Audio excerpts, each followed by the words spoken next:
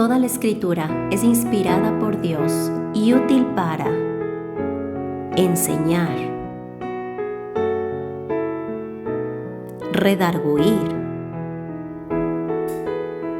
corregir, instruir en justicia, a fin de que el hombre de Dios sea perfecto, enteramente preparado para toda buena obra. Bienvenidos a nuestro estudio bíblico.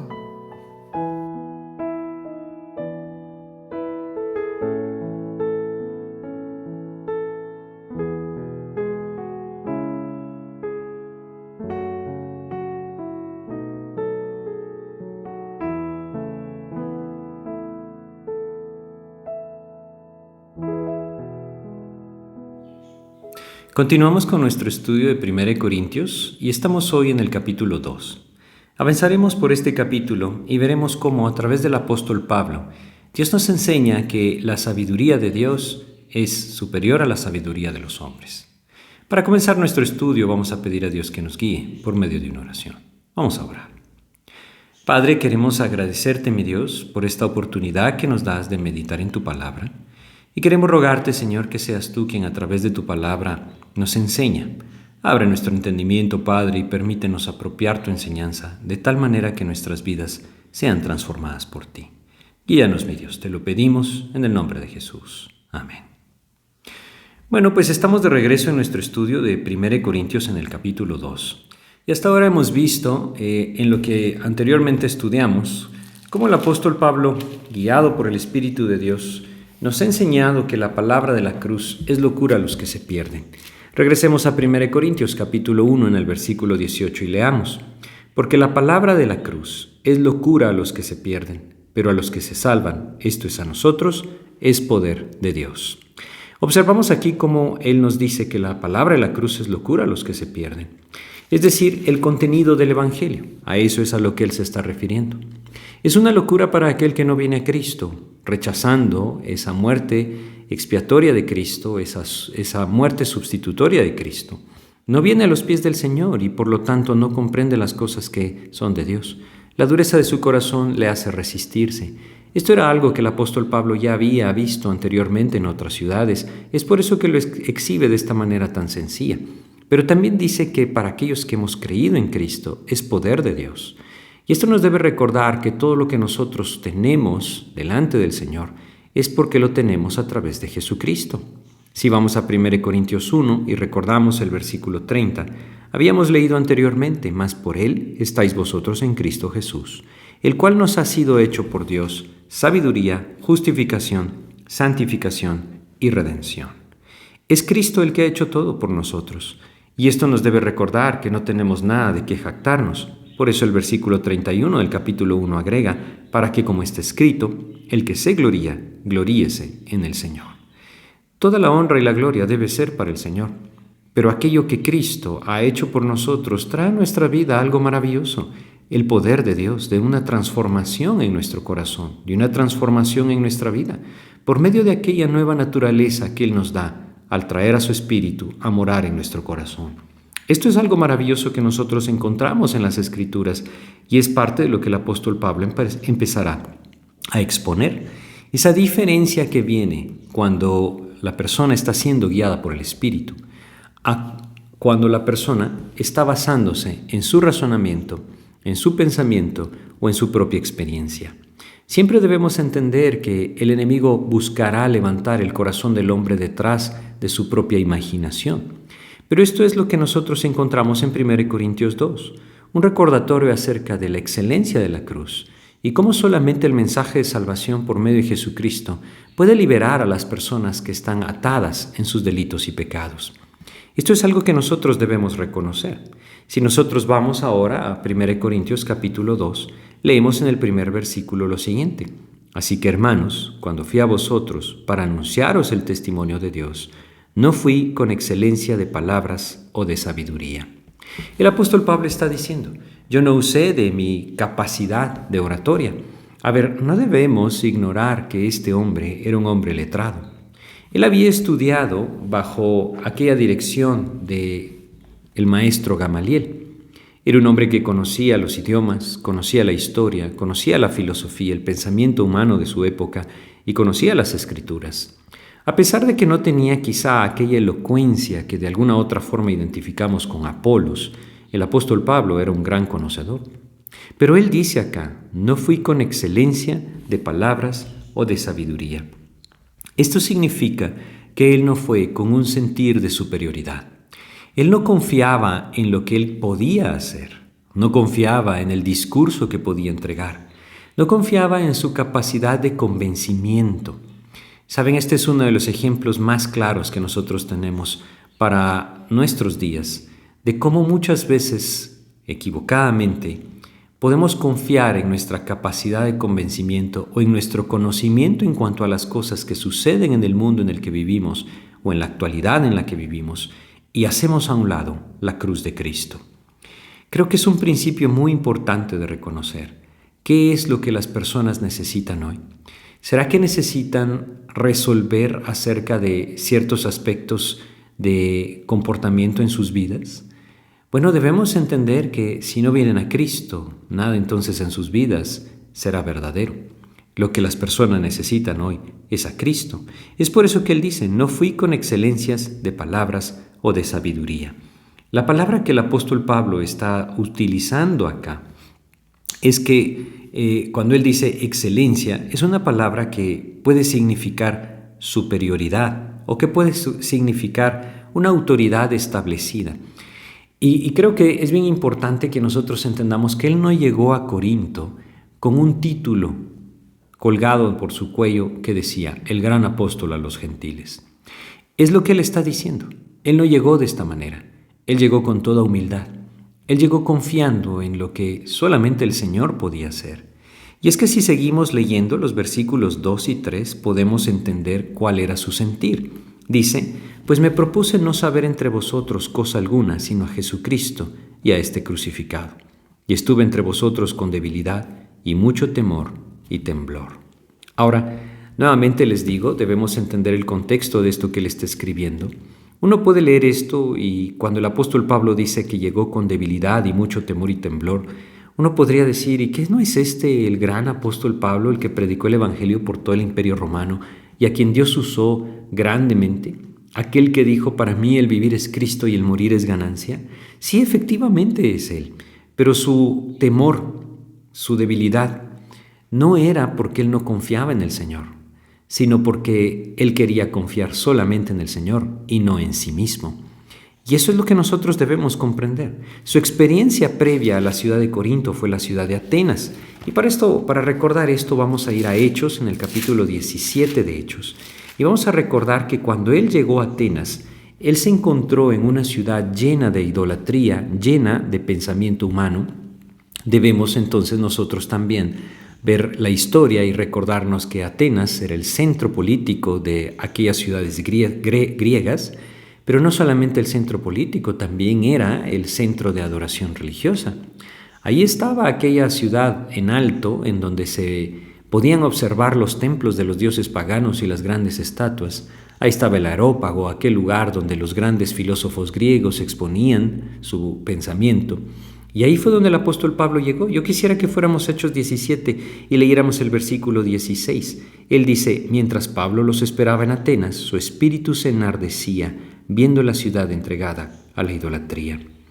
Él llegó a Atenas después de haber tenido aquella experiencia en Tesalónica, en donde pues realmente tuvo que escapar de aquellos que querían quitarle la vida.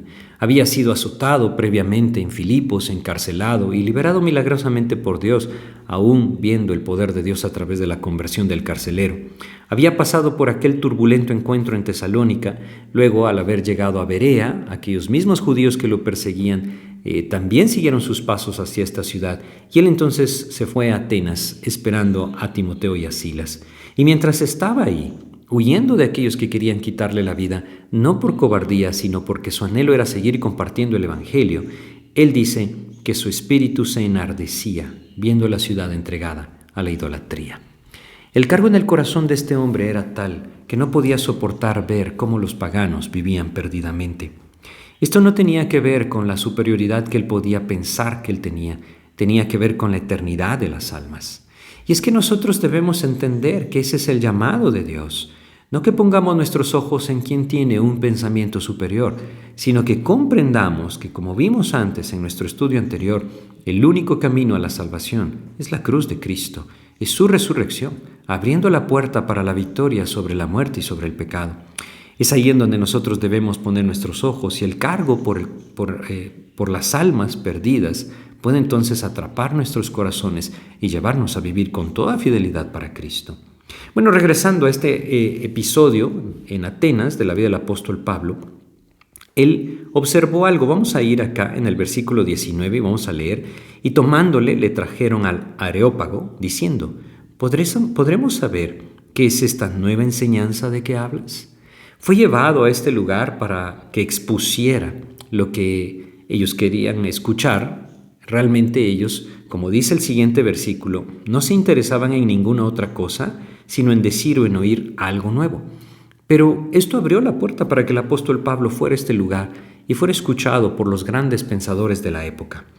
Debemos entender también que el pensamiento griego había decaído en este tiempo, pero habían quienes seguían a aquellos filósofos reconocidos. En el versículo 18 dice que se encontraban ahí los epicúreos y los estoicos, corrientes griegas de pensamiento que desviaban el corazón de los hombres detrás o del deseo carnal en libertad para el pecado o de la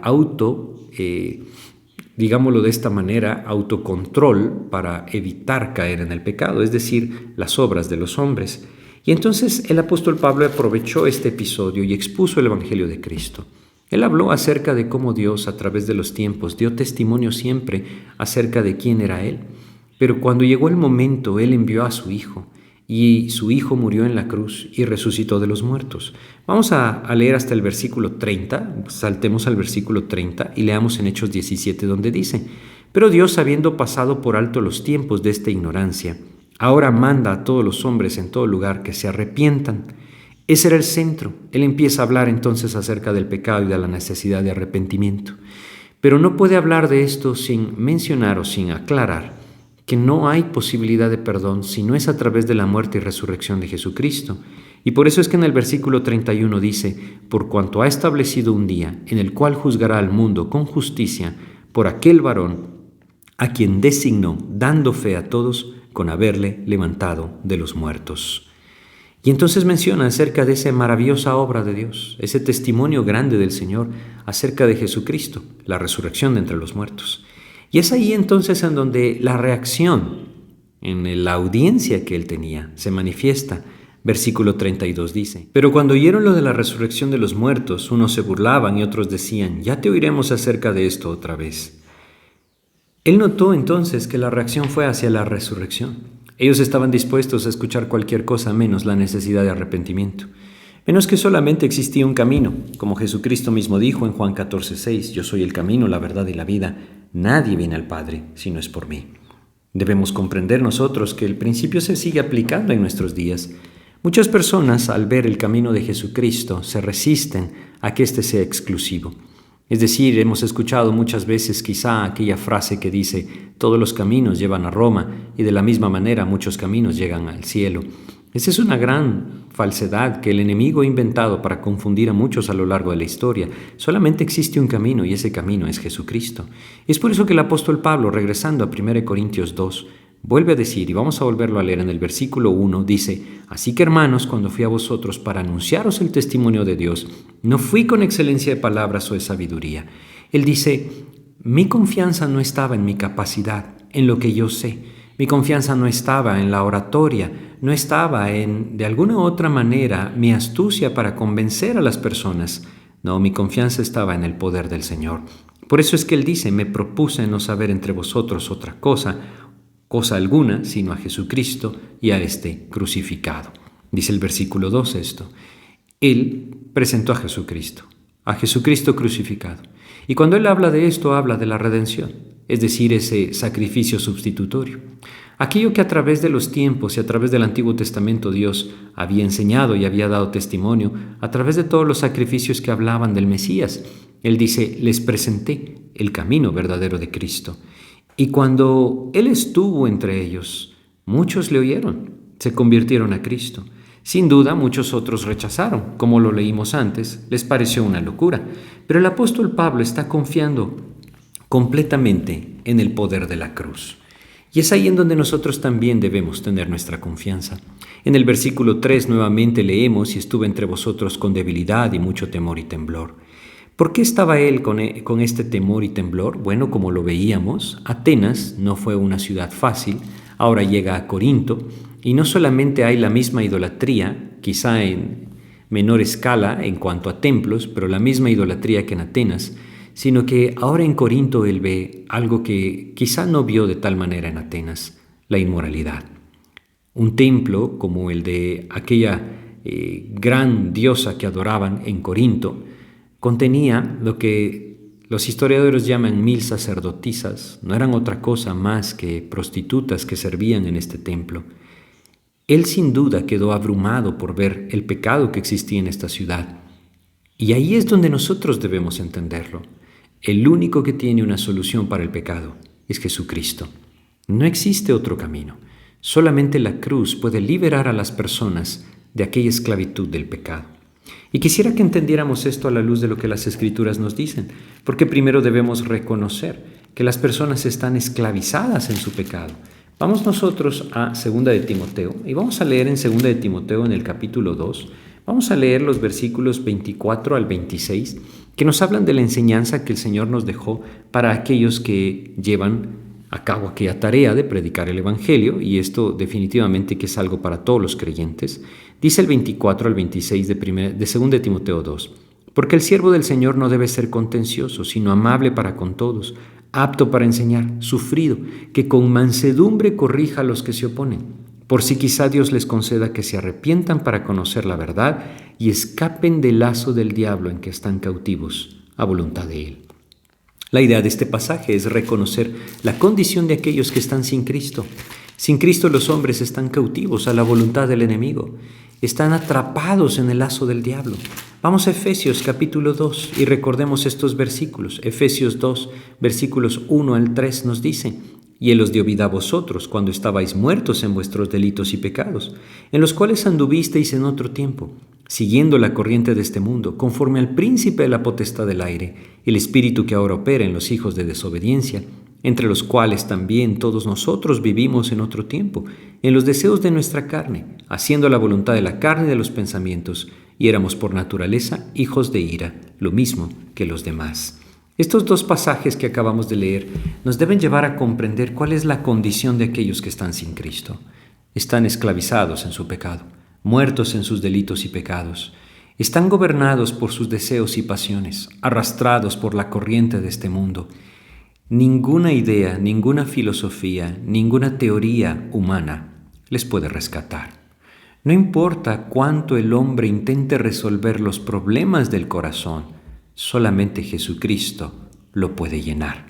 Y este es un aspecto sumamente importante de reconocer. Saben ustedes, en una ocasión el Señor Jesucristo se encontró con aquella mujer cerca del pozo de Samaria. Esta mujer tenía un conflicto grande en su vida. Nada la llenaba. El Señor Jesucristo la enfrentó y le dijo: 5 maridos has tenido y el que ahora tienes no es tu marido. Esta mujer tenía una gran necesidad en su corazón. Podríamos sacar conjeturas acerca de cuál era su necesidad. Quizá podríamos pensar que no encontraba quien la aceptara como ella quería. De alguna u otra manera lo que ella buscaba era afecto, y la buscaba vez tras vez tras vez. Su corazón estaba sediento. El Señor Jesús conocía esa condición, y por eso es que le dice en Juan capítulo 4, versículo 13, respondió Jesús y le dijo: cualquiera que bebiere de esta agua volverá a tener sed. Él sabía cuál era su condición. Saben, Dios conoce también la condición de las personas, todos aquellos que están sin Cristo. Están sedientos. Ahora, el apóstol Pablo más adelante en nuestro pasaje de 1 Corintios 2 también va a hablar de que no solamente existe aquel que vive lleno del Espíritu y está gozoso y pleno en Cristo, también existe el creyente carnal, aquel que a pesar de que ha nacido de nuevo está atrapado lastimosamente, voluntariamente, en sus pensamientos y en sus pecados. Aquel que está viviendo en la carne también está sediento. Cualquiera que sea nuestra condición, sea que hemos venido a Cristo pero no estamos viviendo esa vida plena, o sea que no le conocen a Cristo, lo que las personas necesitan es que Cristo sacie su sed. Y es por eso que Él dice, cualquiera que bebiere de esta agua volverá a tener sed, pero en el versículo 14 de Juan 4 agrega, mas el que bebiere del agua que yo le daré, no tendrá sed jamás, sino que el agua que yo le daré será en él una fuente de agua que salte para vida eterna. Miren, el apóstol Pablo está diciendo, yo no descansé en la excelencia de palabras, no descansé en la sabiduría de los hombres, no, me propuse, les dice, no saber entre vosotros cosa alguna, sino a Jesucristo y a este crucificado. Porque eso es lo que todo aquel que no ha sido rescatado por Cristo necesita. Aquel que, como leímos en Efesios, está muerto en sus delitos y pecados. Aquel que, como leímos en 2 de Timoteo, está atado en el lazo del enemigo. Lo que necesita es que Cristo le haga libre. Y para eso necesita acudir a la cruz. Reconocer a Jesucristo como el Señor y Salvador de su vida. Es lo que el apóstol Pablo les dice, eso es lo que él enseñó. Estos creyentes, ahora que están leyendo la epístola a los Corintios, sin duda pueden recordar las palabras del apóstol Pablo y darse cuenta que la cruz de Cristo los liberó. Es decir, lo digo de forma figurada, realmente es Cristo muriendo en la cruz y resucitando el que nos hace libres, pero el mensaje de la cruz es ese, y a eso me refiero cuando digo la cruz de Cristo. Entonces debemos entender lo que Pablo está diciendo y también nosotros apropiarlo. Si alguno no conoce a Cristo, debe entender que el único camino para ser libre es Jesucristo. El Señor lo dijo ahí en Juan capítulo 8. Él dijo, si el Hijo os libertare, seréis verdaderamente libres. Y estaba refiriéndose a aquella esclavitud del pecado, porque el que hace pecado, esclavo es del pecado, también añadió.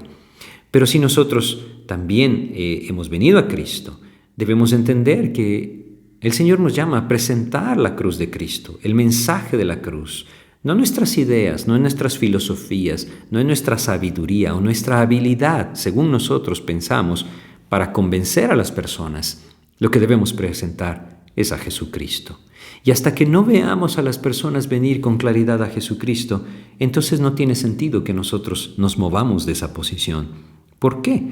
Porque vamos nosotros al versículo 4. Fíjense cómo dice, 1 Corintios, capítulo 2, pero ahora versículo 4. 1 Corintios 2:4 nos dice, y ni mi palabra, ni mi predicación fue con palabras persuasivas de humana sabiduría, sino con demostración del Espíritu y de poder. ¿Saben? Una de las cosas más maravillosas que Dios hace es transformar la vida de las personas. Hace que aquellos que vivían hablando mentira ahora hablen verdad. Hace que aquellos que estaban atrapados quizá en algún vicio o en un pecado de inmoralidad sean hechos libres, tengan vidas que ahora glorifican al Señor. Esto no quiere decir que el creyente llegue a ser perfecto, quiere decir que Cristo le hace libre de su pecado. Y lo maravilloso que el apóstol Pablo está diciendo acá es que su predicación no fue con palabras persuasivas de humana sabiduría. Él no intentó convencerles a través de los argumentos lógicos. Él no trató de convencerles a través de las evidencias que estas personas podían ver y entonces razonar y entonces comprender. Él les presentó a Jesucristo y les presentó un testimonio de una vida transformada. Esto es lo maravilloso que nosotros vemos en la vida de este hombre, cómo Dios lo usó de esta manera. Quisiera que fuéramos a 1 Tesalonicenses, la epístola a los Tesalonicenses, la primera epístola a los Tesalonicenses, en el capítulo 2. Vamos a leer acá un breve pasaje que nos habla acerca del comportamiento del apóstol Pablo cuando llegó a esta iglesia de los Tesalonicenses. Vamos a leerlo acá, versículo 5, vamos a leer desde el versículo 5 hasta el 8. Dice, porque nunca usamos de palabras lisonjeras, como sabéis, ni encubrimos avaricia, Dios es testigo.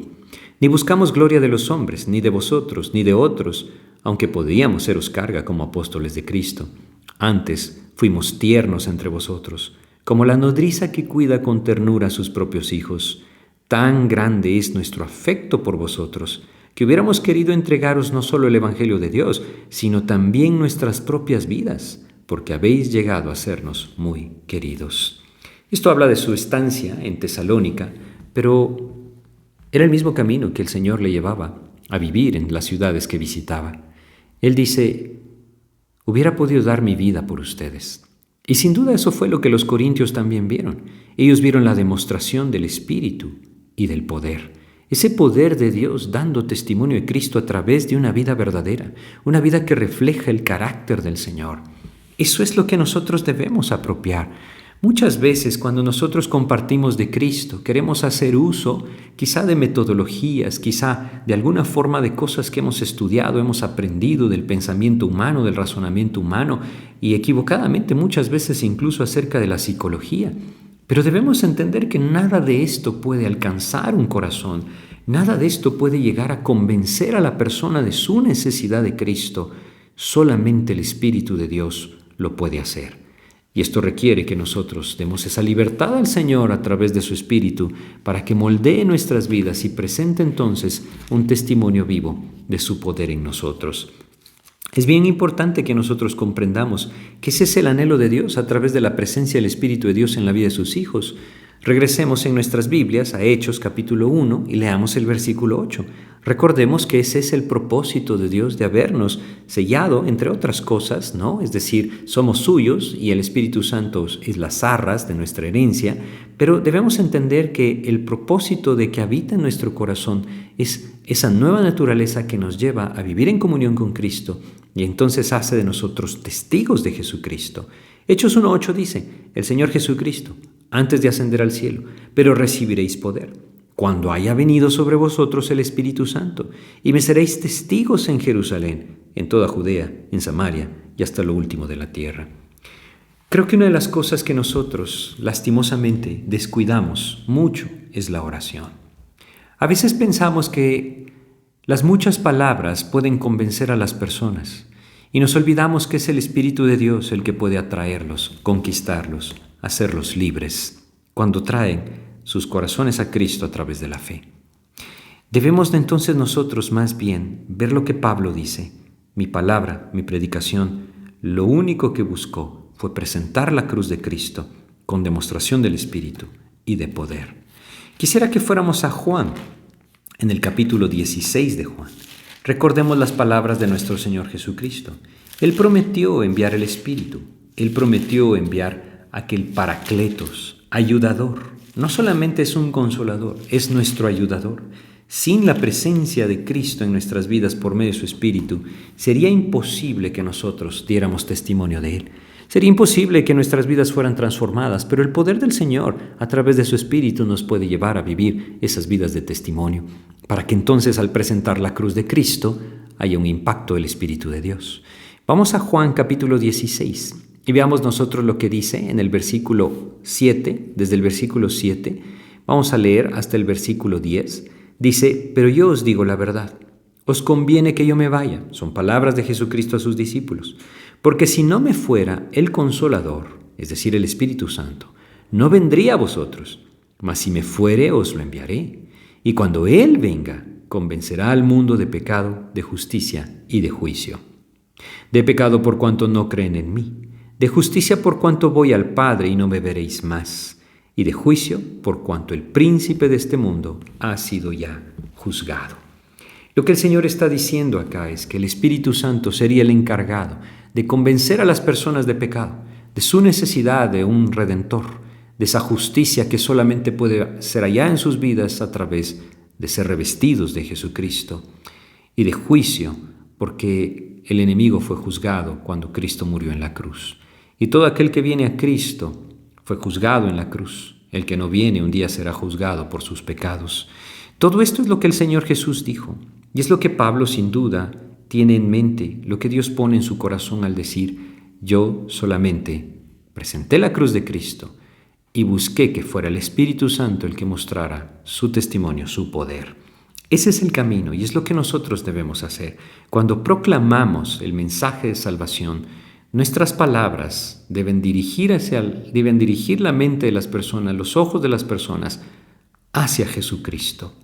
Y cuando Jesucristo es presentado y el Espíritu de Dios da testimonio a través de una vida transformada, entonces Dios puede alcanzar un corazón. Es bien importante que entendamos, ninguno de nosotros puede convertir a nadie, solo Dios a través de su Espíritu lo hace. Y muchas veces nosotros pensamos que se requiere de más argumentos. Miren, como un predicador decía, nunca he visto a un hombre venir a Cristo diciendo, acabaste con todos mis argumentos, pero he visto a muchos venir a Cristo diciendo, entiendo cuánto el Señor me ama. Son cosas muy distintas. porque no dependen del razonamiento, dependen de la obra y del poder del Espíritu de Dios. Por eso es que la sabiduría del hombre se queda corta. La sabiduría del hombre no puede resolver los conflictos del corazón, no puede resolver los conflictos del pecado, no puede resolver ni siquiera los conflictos de la mente. Pero cuando el Señor viene a través de su Espíritu a la vida del hombre y toma control de él, Dios hace de él una nueva criatura, capaz, en el poder del Señor, de ser testigos de Cristo. Eso es lo que el apóstol Pablo está diciendo. Y entonces, si regresamos a nuestro pasaje, veamos el versículo 5, 1 Corintios capítulo 2, versículo 5, él dice: para que vuestra fe no esté fundada en la sabiduría de los hombres, sino en el poder de Dios. Es tan importante nuevamente esto, recordar, es Cristo el que debe ser presentado. No debe ser presentada nuestra capacidad, nuestra oratoria, nuestro poder. No tenemos ninguno. Cristo es el que debe ser presentado. Lastimosamente hoy vemos a lo largo de todo el mundo, en el cristianismo en el que hoy es la mayoría, personas que se exaltan a sí mismas o que llaman la atención sobre sí mismos, supuestamente manifestando cosas sobrenaturales que hablan del poder de Dios en sus vidas, pero las personas no están siendo guiadas a la cruz de Cristo. Y si no son guiadas hacia Jesucristo, nunca encontrarán salvación. La fe no debe estar fundada en la sabiduría de los hombres, sino en el poder de Dios. Quisiera que no me malentendieran. Esto no significa que aquel que vive para Cristo deba mantenerse ignorante en cuanto a las cosas del mundo en el que vive. No es eso.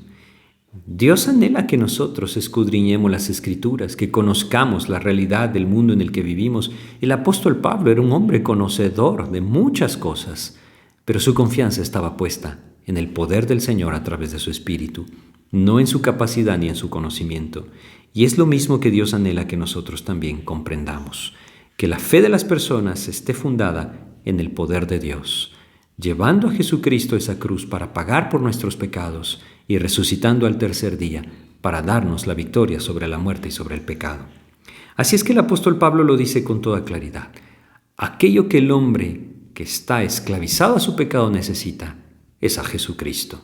Y para esto, la cruz de Cristo debe ser presentada. No debemos movernos de esa posición. Es Cristo el que debe ser presentado, porque Él es el único que puede ser libre al pecador. Pero el pasaje va mucho más allá, porque esta primera parte, los primeros 5 versículos, hablan de aquello que el incrédulo necesita escuchar.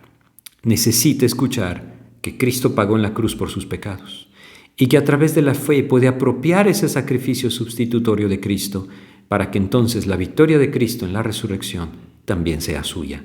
El perdón de los pecados y la salvación se encuentra en Jesucristo. A través de la fe, el hombre que cree en Él, que le recibe y que en arrepentimiento le busca, encuentra perdón y salvación.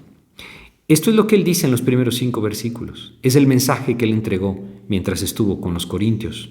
Pero ahora pasa en el versículo 6 a hablar de aquello que los creyentes deben buscar.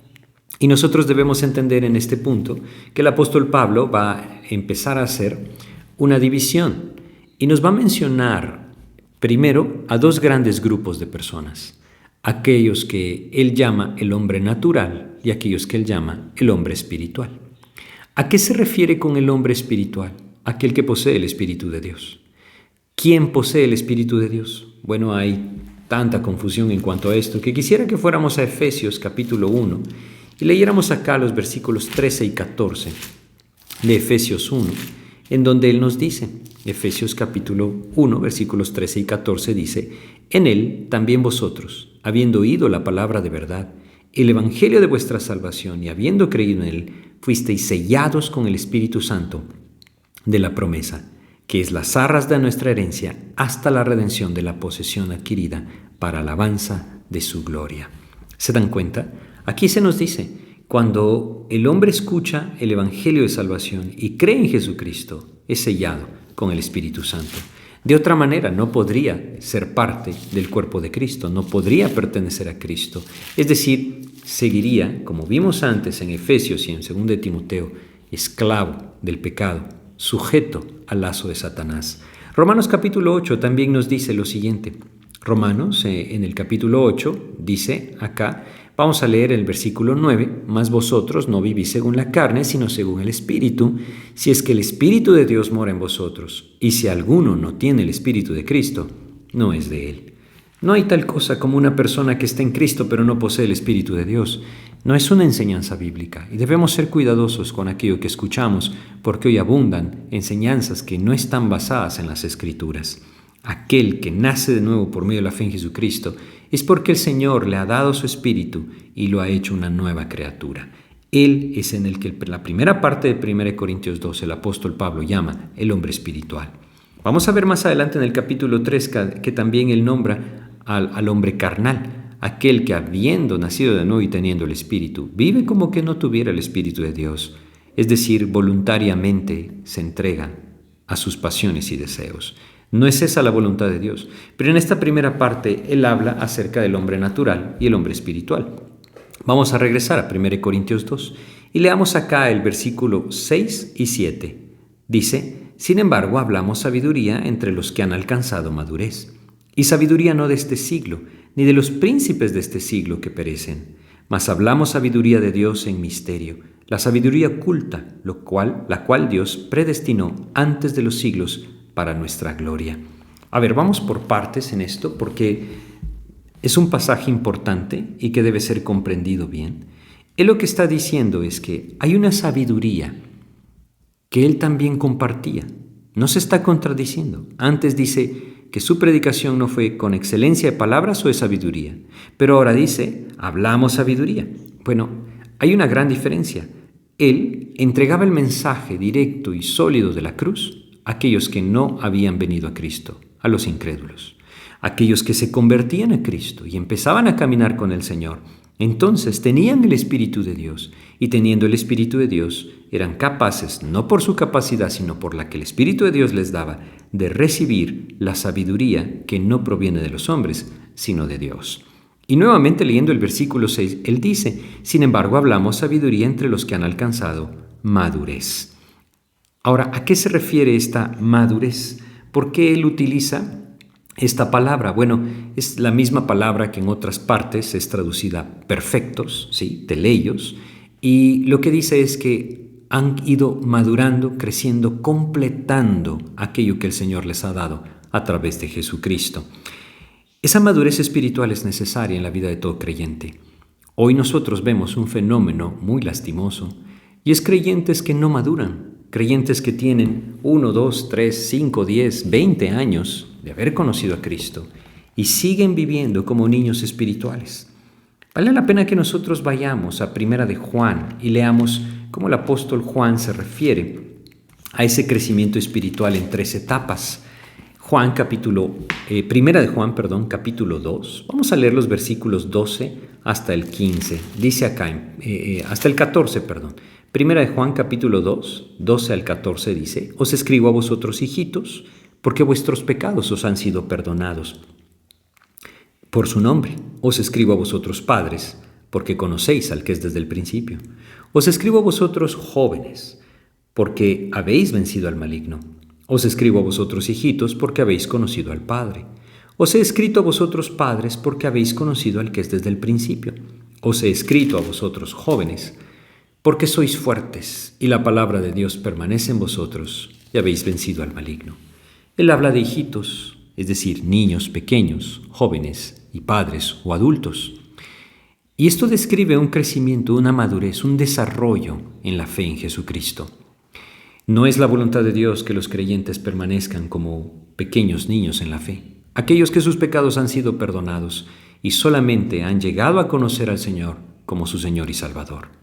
Él quiere que nosotros avancemos, que pasemos a esa etapa de la juventud espiritual primero, en donde la victoria sobre el pecado viene, la victoria sobre nuestras luchas carnales viene, la victoria, y como Él dice también, en donde la palabra de Dios permanece en nosotros y empezamos a ver entonces esa victoria de Cristo en nuestras vidas. Y por supuesto que su voluntad es que todos avancemos hacia esa madurez espiritual en la que el conocimiento pleno del Señor es dado a los creyentes por medio de su Espíritu. Todo esto tiene una relación directa con la palabra, así es como lo veremos en nuestro próximo estudio. Pero debemos entender lo siguiente: no es la voluntad de Dios que el creyente se quede como un niño espiritual. Es algo que pasa mucho hoy en día y es algo que pasaba también en los tiempos del apóstol Pablo. Quisiera que fuéramos a Hebreos capítulo 5 y leyéramos acá desde el versículo 11 lo siguiente. Acerca de esto tenemos mucho que decir y difícil de explicar, por cuantos habéis hecho tardos para oír. Porque debiendo ser ya maestros después de tanto tiempo, tenéis necesidad de que se os vuelva a enseñar cuáles son los primeros rudimentos de las palabras de Dios. Y habéis llegado a ser tales que tenéis necesidad de leche y no de alimento sólido. Y todo el que participe de la leche es inexperto en la palabra de justicia, porque es niño. Pero el alimento sólido es para los que han alcanzado madurez, para los que por el uso tienen los sentidos ejercitados en el discernimiento del bien y del mal. Lo que este pasaje nos enseña, y en relación a 1 Corintios 2, es que la voluntad de Dios es que maduremos, y que esa sabiduría que proviene de Dios puede ser absorbida, puede ser digerida por aquellos que al caminar con Cristo están avanzando y madurando en su vida espiritual. Esto requiere que nosotros entendamos, básicamente, debemos confesar y abandonar nuestro pecado. Nadie que vive en pecado puede vivir en comunión con el Señor, y esto no nos dejará madurar. Si nosotros nos sometemos nuestra voluntad a la del Señor y nos empeñamos en la nuestra, no podremos madurar. El orgullo y la necedad son impedimentos graves para el crecimiento espiritual. Debemos, como el Señor Jesucristo nos lo dijo en Lucas 9, 23 y 24, negarnos a nosotros mismos, tomar nuestra cruz, seguirle. Entender que hemos perdido nuestra vida cuando venimos a Cristo para ganar la verdadera vida en Cristo. Ese es el camino hacia la madurez. Y lo veremos más adelante cuando hablemos de los 3 tipos de personas que Pablo describe. Pero ahora vamos a centrarnos en lo que él está diciendo sobre esa sabiduría de Dios. Regresemos a 1 Corintios capítulo 2, versículo 7. Mas hablamos sabiduría de Dios en misterio, la sabiduría oculta, la cual Dios predestinó antes de los siglos para nuestra gloria. ¿A qué se refiere esto? Bueno, él no está hablando de cosas misteriosas, de cosas ocultas que tengan que ver con un conocimiento superior. No, simplemente debemos entender que en el Antiguo Testamento había muchas cosas que eran un misterio, en el sentido de que no eran cosas que se habían revelado. No había claridad en cuanto a muchas cosas de las que Dios ahora, a través de los apóstoles, cuando digo ahora me refiero al tiempo del apóstol Pablo, años 50, 57 después de Cristo, cuando él escribe la primera epístola y la segunda epístola a los Corintios. En ese tiempo, a través de los apóstoles, Dios estaba revelando esos misterios, estaba mostrando todo ese plan eterno que él había estado desarrollando a través de los siglos. Quisiera que fuéramos nosotros a Primera de Pedro y entendiéramos parte de lo que el apóstol Pablo está diciendo acá. En el capítulo 1 de Primera de Pedro, vamos a leer los versículos 10 al 12.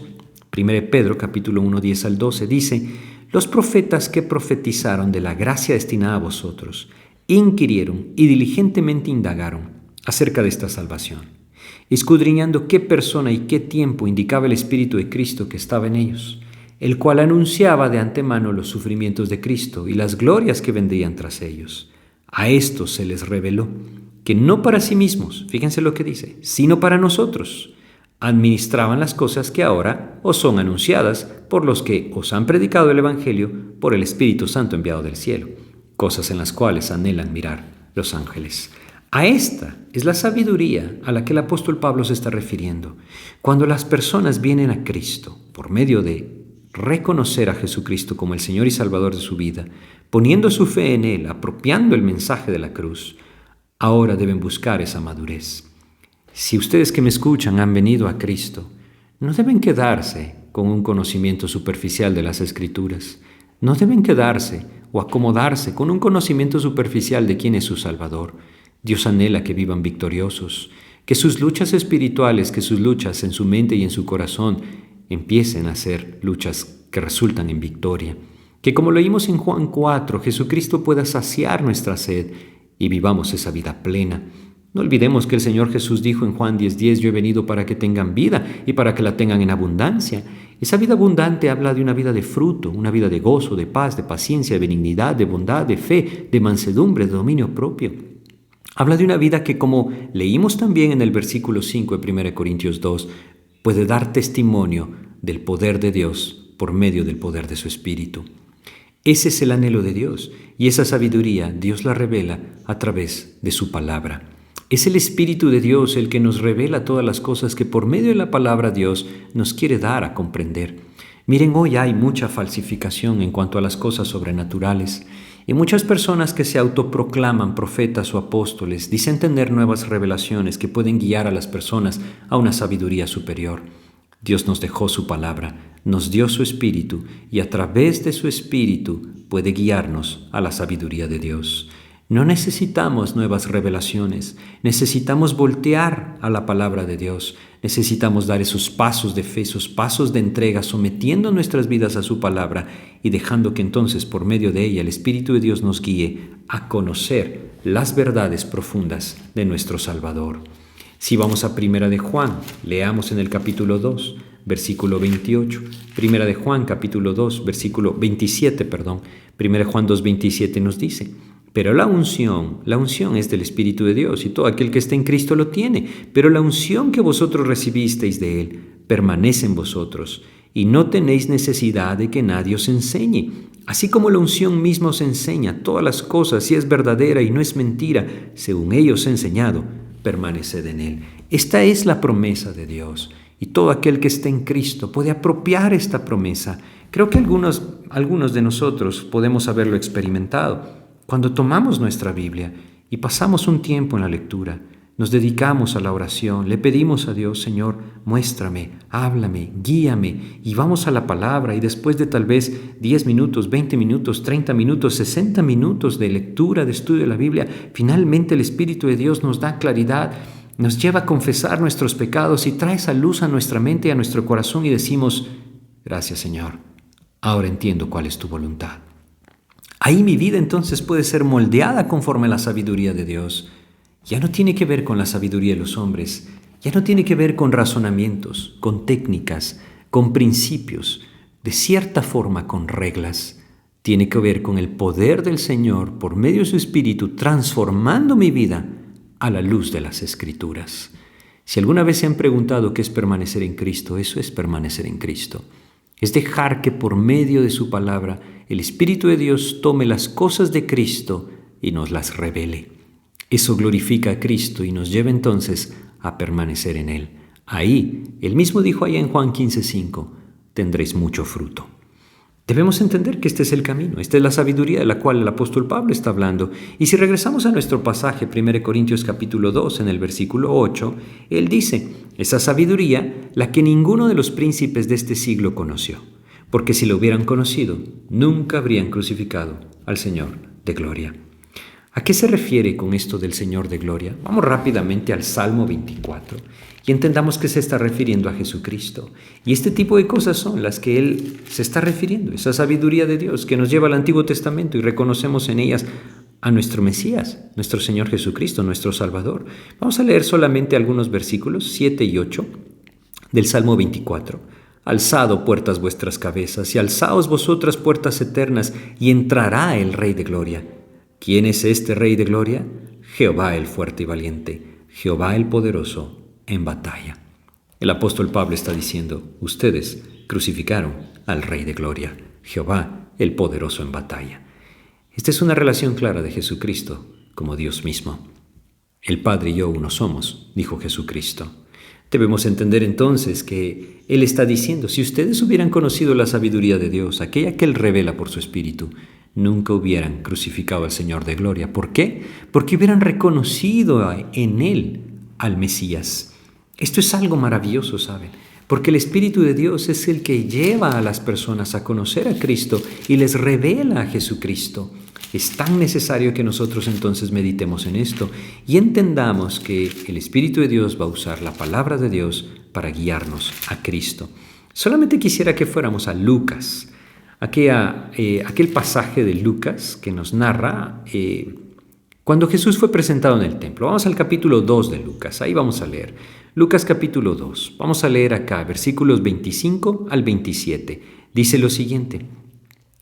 Lucas 2, 25 al 27. Y aquí había en Jerusalén un hombre llamado Simeón, y este hombre, justo y piadoso, esperaba la consolación de Israel, y el Espíritu Santo estaba sobre él. Debemos entender, esto es antes de la muerte y resurrección de Jesucristo, por supuesto. El Señor Jesucristo está siendo presentado en el templo por sus padres, es decir, Él es un bebé todavía.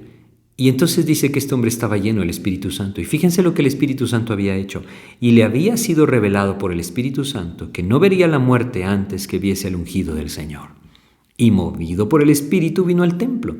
Y cuando los padres del niño Jesús lo trajeron al templo para hacer por él conforme al rito de la ley, versículo 28, él lo tomó en sus brazos y bendijo a Dios, diciendo: Ahora, Señor, despides a tu siervo en paz, conforme a tu palabra. Y bueno, y da a entender claramente, Él es el Mesías, Él es el enviado de Dios.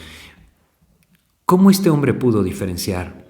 Y cómo aquellos sumos sacerdotes, aquellos principales sacerdotes, aquellos fariseos, saduceos, herodianos, aquellos gobernantes que se centraban en la vida del templo y en las cosas de Dios, no le pudieron reconocer. Bueno, para ellos la cruz fue una locura. El mensaje de la cruz. Pedían señales, pero no querían señales. Querían seguir empeñados en su propia necedad. Esto es lo que nosotros debemos entender. Cuando nosotros nos rendimos ante Cristo, Él puede traer luz a nuestras vidas. Si hemos venido a Cristo a través de la fe y hemos nacido de nuevo, el Espíritu de Dios mora en nosotros. Ahora, a través de su Espíritu, Él puede guiarnos, Él puede transformarnos, Él anhela darnos una vida diferente, una vida que camina en la sabiduría de Dios por medio de su palabra. Regresemos a nuestro pasaje para terminar. Capítulo 2, versículos 9 hasta el 11 dicen lo siguiente: Antes bien, como está escrito, cosas que ojo no vio, ni oído oyó, ni han subido en corazón de hombre, son las que Dios ha preparado para los que le aman. El sentido de este pasaje no es específicamente las cosas eternas, habla de las cosas que podemos experimentar hoy acá, cosas que no tienen que ver con el razonamiento o la lógica o la capacidad de autoconvicción o transformación de la persona. Son enteramente sobrenaturales y provienen de la presencia del Espíritu de Dios en aquel que está en Cristo. Ahí entonces dice el versículo 10, pero Dios nos las reveló a nosotros por el Espíritu, porque el Espíritu todo lo escudriña, aún lo profundo de Dios. Porque ¿quién de los hombres sabe las cosas del hombre sino el Espíritu del hombre que está en él? Así también nadie conoció las cosas de Dios sino el Espíritu de Dios. Fíjense cómo dice, lo dice de forma clara. Aquel que está en Cristo tiene el Espíritu de Dios y puede llegar a conocer la sabiduría de Dios. Esa es su voluntad. Debemos buscarle, debemos escudriñar las Escrituras, pero debemos también entender que no encontraremos en la sabiduría de los hombres absolutamente nada del poder de Dios. ¿Es esto algo exclusivo que viene de las Escrituras por medio del Espíritu? Así es. Y no estamos tratando de alguna forma de decir que el hombre no debe estudiar, conocer. Es que eso es precisamente a lo que el Señor nos quiere guiar, pero con la dirección del Espíritu de Dios en nuestras vidas. Necesitamos tener en cuenta que solo el poder de Dios nos puede transformar. Así es que vamos a detenernos aquí en nuestro estudio. En nuestro próximo estudio continuaremos abordando este tema. Y lo que quisiera yo que entendiéramos es lo siguiente. Si alguno de ustedes que me escucha no ha nacido de nuevo, si está aún esclavizado a su vida de pecado, quizá está buscando una manera de acercarse a Dios, quizá de alguna forma ha entendido que necesita ser transformado, debe comprender que no habrá ningún método humano que lo perdone o lo transforme o lo rescate, que solamente Jesucristo lo puede hacer. Y esto requiere que se acerque con toda honestidad, confesando su pecado, y que reconozca en Cristo a su único y suficiente Salvador. Pero si alguno de ustedes que me escucha ya ha venido a Cristo, y quizá su vida no está siendo transformada, quizás se ha estancado, no ve el poder de Dios en su vida dándole un temperamento transformado, quizá el enojo, la ira, la impaciencia son parte aún de su vida, entienda que esta no es la voluntad de Dios, que la voluntad de Dios es una vida transformada a la luz de las Escrituras por el poder del Espíritu Santo. Dios anhela hacerlo. Si nosotros se lo pedimos, Él lo puede hacer. Terminemos con una oración. Padre, queremos pedirte, Señor, que tú nos guíes. Si alguno que hoy escucha no ha venido a ti. Abre su entendimiento y permítele venir a tus pies. Y si aquellos que escuchan están en ti, pero sus vidas no están siendo vidas de luz, ayúdales, mi Dios, a que sus vidas puedan ser transformadas, a dar ese paso de entrega y sumisión por completo a tu voluntad. Llévanos, mi Dios, a renunciar por completo a la sabiduría humana y a poner nuestros ojos en ti. Te lo pedimos todo en el nombre de Jesús. Amén. Muchas gracias por su atención. Que Dios les bendiga.